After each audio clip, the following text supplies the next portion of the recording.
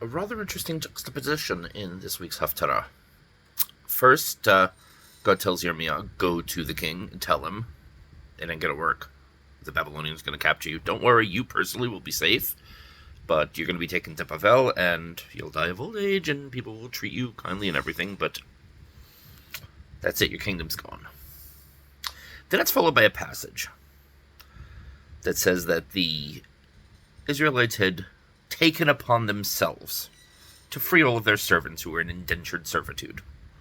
We should not make servants of our brethren. So they let them go. Not required. The Torah has a concept of indentured servitude. A person is required to work a certain amount of time because he sells himself into labor, or as punishment for theft because he can't repay his debt. Okay, that's a thing. Work release program, shall we say. Perfectly legitimate. But they went above that. And they decided to release their servants. Seems like a good thing, right? Seems like something we can take to heart. When our enemies are attacking us, we need to come together, join in. If we want God's mercy, we have to show mercy to others. But it says then they went back on it. And they recaptured, re-ensnared their servants and forced them back to work. And the implication is that it was even beyond the normal 6-year period.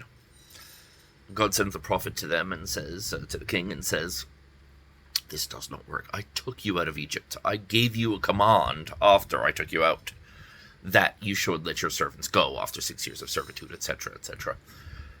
Hint, hint, by the way, this was after I took you out of Egypt where you were slaves and you didn't learn the lesson.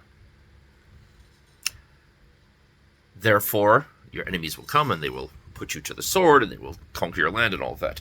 You didn't learn the lesson. You don't show mercy to people afterwards. Even when you start, you only do it halfway. And then you went back to even worse than you were in the first place. If you had any hope that I might have gone back and said, I will show you mercy despite my earlier decree, that's not going to happen.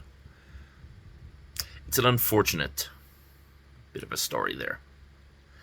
But what's the lesson that we're meant to learn?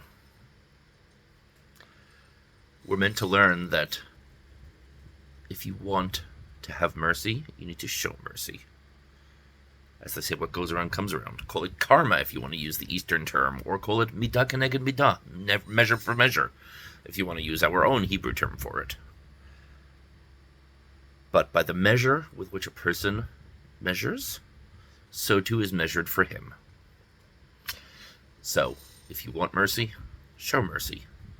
Come together, be kind to each other.